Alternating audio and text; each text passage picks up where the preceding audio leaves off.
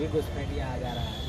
तो लानत है सरकार पे, लानत है अमित शाह जी पे कि आपके होते हुए गृह मंत्रालय आपके पास, आपके होते हुए बिहार में कैसे घुसपैठिया आ गया।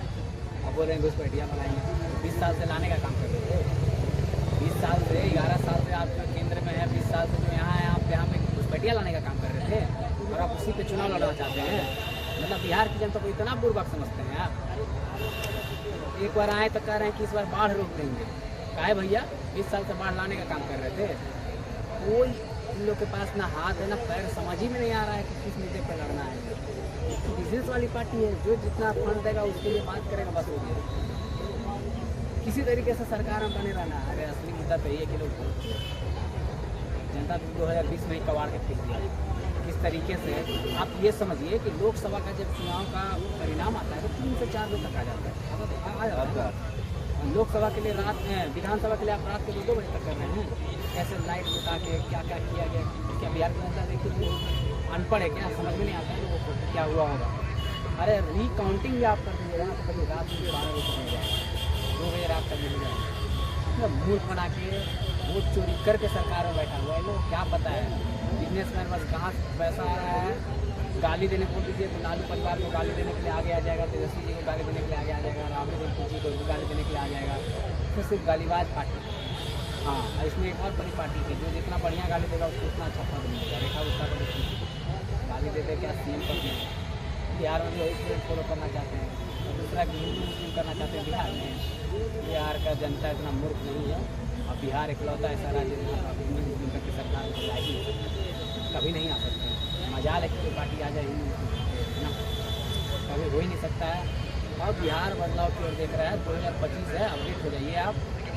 मैनिफेस्टो में दम नहीं है आपके, क्या लाना चाह रहे हैं तब किसी को बता नहीं रहे हैं। रोजगार देंगे, अभी तक क्या कर रहे थे, पकौड़ा तलने का विधि बता रहे थे, कैसे पकौड़ा तलना है, सब पकौड़े तलने का खाए कौन।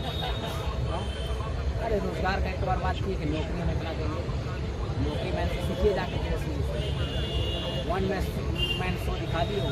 ये कहते कि 10-10 हज़ार रुपये तमाम महिलाओं को बिहार के हम दे रहे हैं। वही अगर गठबंधन की सरकार दे रही होती कि हम दे देंगे तो बेटा वोट खरीदने का कोशिश कर रहा है। अरे मूर्खो, तुम क्या कर रहे हो, तुम क्या कर रहे हो, किसके फंड, कहाँ से फंड ला रहे हो। ये जो 10-10 हज़ार रुपये दे रहे हो, सोचिए कितना जनता को दे रहा है। ये एक प्रकार से तो वोट खरीदा ही जा रहा है ना, वोट खरीद रहा है ना। अगला तो वो रहा है कि हम सरकार में आएंगे तब 25-25 सौ तुम तो पहले ही दे दिया। 50 रुपये लगने से पहले तुम दे रहे हो ताकि देखो तुमको ध्यान में रहेगा। हम 10,000 दिए, किस लिए दिए हैं, वोट देने के लिए। यही अगर वो विपक्ष करने लगे तो लोग छाती पीटने लगेगा। 10-10 हज़ार देने के बाद भी अभी लोग को संकोचे में है तो सरकार बनते ही ना। अच्छा, एनडीए सरकार का देखा जा रहा सर कि ये डबल इंजन की सरकार है बिहार के अंदर। इन्होंने 11 साल और 20 साल में क्या किया ये नहीं बता पा रहे। काम करेगा तब ना बताएगा। आप पलायन रोक ही नहीं पाए 20 साल में, ये तो आपका मुद्दा ही नहीं है, होना भी नहीं चाहिए। किस मुँह से बोलते हो बेशर्मो, किस मुँह से बोलते हो कि पलायन रोकेंगे। कौन सा फैक्ट्री लगा दिया 20 साल में भाई। जो चीनी मिल बंद था उसको तो तुम चालू ही नहीं करा पाया। एक चालू अगर कोई किया भी है रीगा वाला तो तेजस्वी यादव की सरकार में तो मूर्ख बनाने वाला सरकार है ये। सिर्फ मजाक मस्ती गाली गलौज दीजिए। मतलब मुद्दा कैसे भटकाना है बिहार का मुद्दा को, यहीं से ना है। टेक्सटाइल मंत्री कै गो IT बस लगा, टेक्सटाइल पार्क कै गो लगा वो आजकल मटन का झटका वाला मटन का कल हम भी पोस्ट देखे 2 दिन पहले 4 दिन पहले देखे थे झटका में खाइए। कल देख रहे हैं कि जय सनातन हर हर महादेव और नीचे पोस्ट में लिखा आई लव मोहम्मद। ये हिंदुत्ववादी पार्टी आई लव मोहम्मद लिख रहे हो।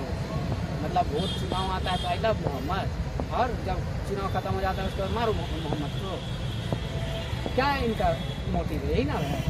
चुनाव आता है तब खाली लिखेंगे आई लव मोहम्मद, और कोई दूसरा बोलता है उसको आप जेल करवा दे रहे हैं, उसको केस कर दे रहे हैं। तो आप तो खुद ही पकड़ा जा रहे हैं कि आप एक तरफ नहीं। अरे एक तरफा करिए मुद्दा कि हम अगर हिंदुत्ववादी हैं तो उसको फॉलो कीजिए, और नहीं है तो काहे दिखावा करते हैं। ये तो मूर्ख वाला बात है, मूर्ख बनाने वाला बात है। लोगों को समझ रहे हैं बिहार की जनता पागल है, मूर्ख है, उसको आता नहीं। भाई 2025 है, सबके पास हाथ में 4G 5G है, सबके पास सोशल मीडिया है, सब देख रहे हैं कि आप क्या क्या कर रहे हैं। जैसे कल आपने किया देश तो गांधी का ही था, गांधी का ही है और गांधी का ही रहेगा। इस विश्व में पहचान भारत की गांधी से होगी। आप जैसे लोग, फांसीवादी लोग, निकृष्ट राजनीति, निकृष्ट विचारधारा वाले लोग दूध में मक्खी की तरह इतिहास उनको फेंक देता है।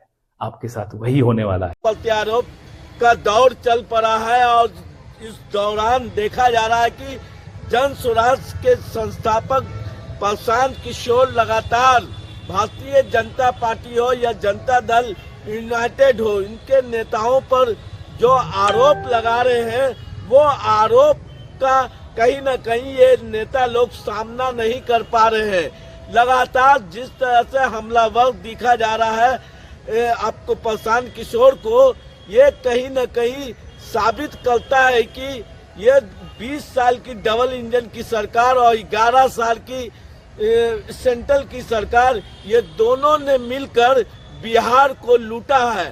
कभी बिहार को लूटने का काम किया है। शिक्षा के क्षेत्र में, रोजगार के क्षेत्र में, पलायन के क्षेत्र में, बढ़ते बेलगाम महंगाई के क्षेत्र में, तमाम बुनियादी मसलों से आवाम का या पब्लिक का ध्यान भटकाने के लिए लगातार बयानबाजी कर रहे हैं। हम बताने का कोशिश